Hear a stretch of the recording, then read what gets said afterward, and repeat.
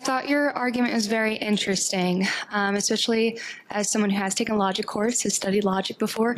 Your logical reasoning was interesting to me, and I'm not sure I exactly follow it. Your 2 points, especially, and your 3 little points there you had for the credibility of the Bible. The New Testament? Yeah. You want to put them up there again?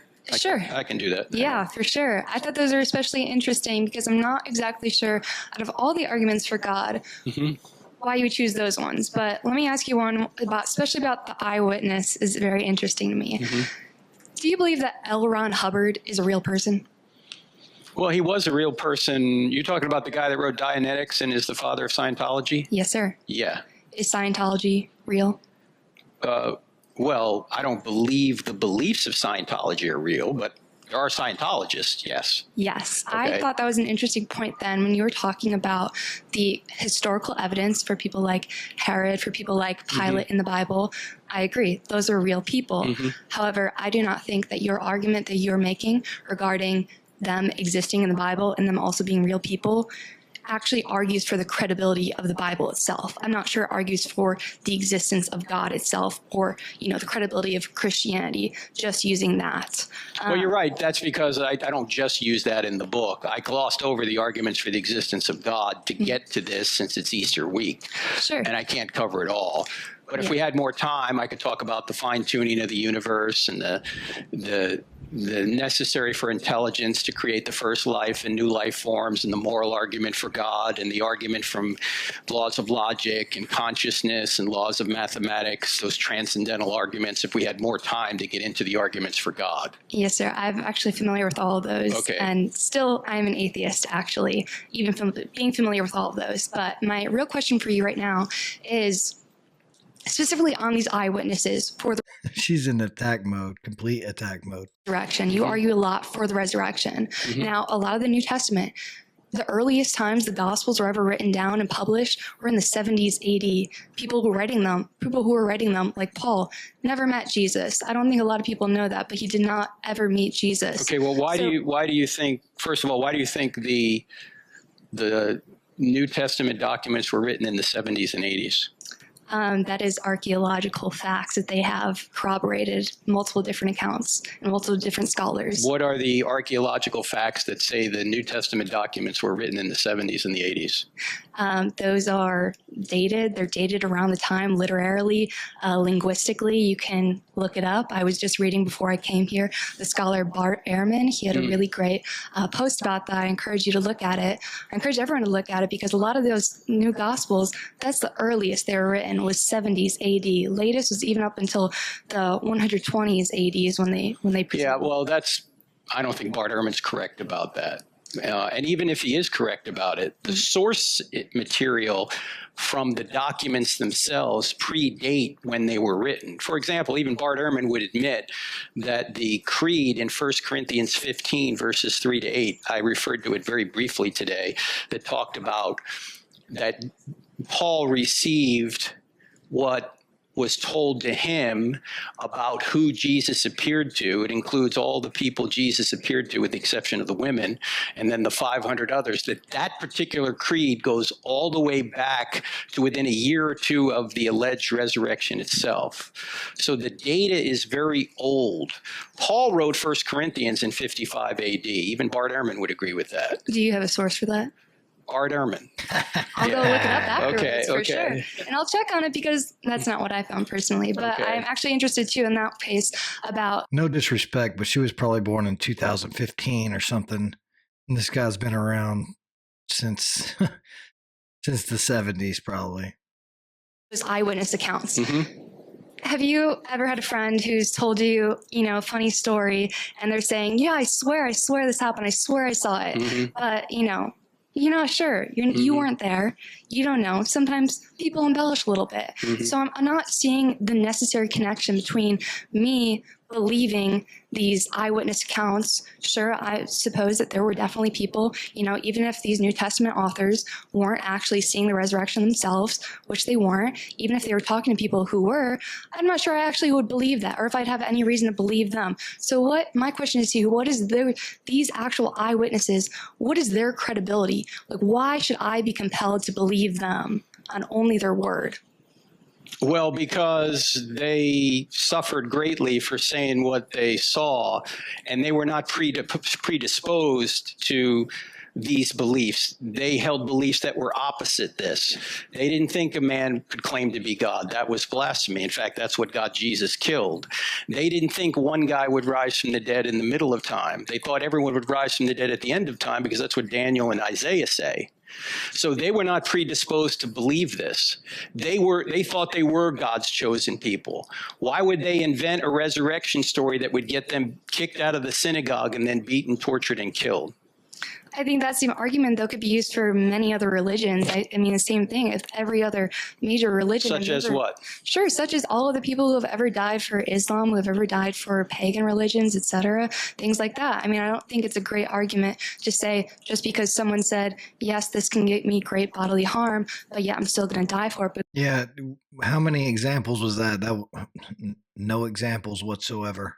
to believe in it, I don't think I do not see the causal connection between them doing that, and the argument at hand being true. Why would they die for something they knew was false? I don't think, sometimes it's the same thing. It's like we were just talking about truth. I think sometimes I believe that they think what they saw was true. Okay, why would they think Jesus rose from the dead if he didn't? Why would they think that? Limited scientific knowledge back then, limited secondhand accounts. You hear from a friend of a friend of a friend. No. The people that saw it, why would Peter be martyred? Why would Paul be martyred? Why would James be martyred? For any other reason, I don't see the difference between that and any other religion, any other person who's ever been martyred for anything. Well, because these people witnessed an empirical event, a resurrection. There's nothing in Islam that says that is equivalent to what Christianity says. Christianity is basing their belief on an empirical event that a man died after predicting he'd rise from the dead, and then he really did rise from the dead. Yeah, and I think you could say that So what's your explanation then? Hallucinations? Wrong tomb? What is it? I wasn't there, but that's a great thing. That's why I think I don't have to believe in it, because I wasn't there. I don't know exactly what happened. That's why I don't feel unnecessary, feel like I'm compelled to believe in that. No one's compelled. You have free will. You go in the direction you want. But let me ask you this, Delaney. If Christianity really was true, would you become a Christian? I don't think it's true, and I don't think it will. If it was. This is the most shocking part of this whole debate. Watch this. I don't think it's a good question, honestly. I don't think it is true. So the answer is no. Okay. If I gave you a book, would you read it? Sure, but that doesn't mean I wouldn't think it's not fiction. I don't see. I think there's a lot of things. Let me just ask you one more question, Delaney. Sure. I appreciate you bringing this up, but why would you not possibly want, if there is a God, him to offer you paradise by taking anything you've done wrong upon himself? Why would you not want a being like that to offer you forgiveness and paradise? I think that's a very interesting question, because I've always been of the opinion that I don't want there to be an afterlife. I find no comfort in it. I find more comfort in there being empty, black nothingness, genuinely. And I'm not saying this to be contrarian or to be, provocative. Genuinely, I think that is more comforting than living in this eternal limbo or whatever. People describe it as perfect happiness. I'm not sure, first of all, I don't see evidence for that. Second of all, I'm not sure I want that. Furthermore, I'm not sure that I would want to be there when I know people are, according to your religion, suffering somewhere else. If I know that, one of my friends who sinned for whatever reason is burning in hell forever, and I'm just hanging out in heaven, I don't think that would be perfect happiness. I don't think I really want that. So I really do not honestly see what is compelling people to want there to be an afterlife, to want there to be. So if your friend, as you put it, is literally burning in hell, what would your friend want you to choose? I don't know if they could think right now, because they'd probably be burning, as y'all say. No, but if they are conscious and they know you're still here, What choice would they want you to make? Well, they'd probably want me to, be in heaven, but guess what? That's what I wouldn't feel comfortable knowing that my friend is still burning there. Okay, Doesn't matter what they think. what you've just done is you've said exactly what C.S. Lewis said. And what was that? C.S. Lewis said that there's only two kinds of people in the end. Those who say to God, thy will be done, and those to whom God says, thy will be done. If you don't want Jesus now, you're not going to want him in eternity. You will be separated from him, and that's what hell is. So you think I'm going to hell? Sure. If Christianity's true, you just said you don't want to go to heaven. What else is there? There's only two possible options. You're either going to be with Jesus in the afterlife or you're not. What other option is there? Well, I think there's the option that you're wrong, personally. Well, I could be wrong. Yeah. You're right. I think so, yeah. It's okay. But you talked about looking at evidence. Mm-hmm. How can there even be evidence in a world that there is no God, there is no organizer, there is no mind behind all this? Evidence, we wouldn't even exist. Nothing would exist. Reason wouldn't exist unless there's a mind that has given us the laws of reason and minds to know evidence. Respectfully, I think we've jumped a few steps ahead in the argument there. No, we jumped way back. Before we even get to the New Testament, we've got to establish why can we even know what evidence is, and why is this an orderly universe to even know what is true and what isn't? Absolutely. I think it's due to science. It's due to the wonderful, physics, how the universe came to be. Yes, I do think it started. No, I do not think it was God. No, What was it? I think it was physics. But physics had a beginning. No, there are indeed physical theories nowadays that propose how the universe started without a God. And my question for you actually would be, where did God come from? How did God start? Well, by definition, there has to be a first cause. Either the universe is the uncaused first cause, or something outside the universe is the uncaused first cause. And all the evidence shows that the universe had a beginning.